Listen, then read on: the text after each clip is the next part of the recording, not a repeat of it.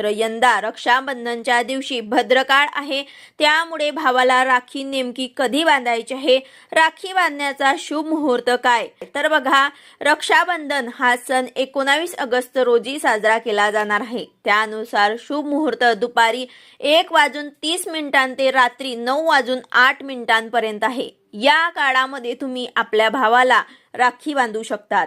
रक्षाबंधनच्या दिवशी या दरम्यान तुम्ही कधीही आपल्या भावांना राखी बांधू शकता। बरोबर, आता भद्रकाळची वेळ काय आहे, तर यंदा रक्षाबंधनच्या दिवशी भद्रकाळ असणार आहे, त्यामुळे भद्रकाळाची वेळ जी आहे ते पहाटे 5:53 ते दुपारी 1:32 असणार आहे। काळामध्ये राखी का बांधू नये, तर बघा भद्रकाळात राखी बांधणे अशुभ मानले आहे। पौराणिक कथेनुसार भद्रकाळामध्ये लंकेचा राजा रावणाच्या बहिणीने राखी बांधली होती, ज्यामुळे रावणाचा नाश झाला होता।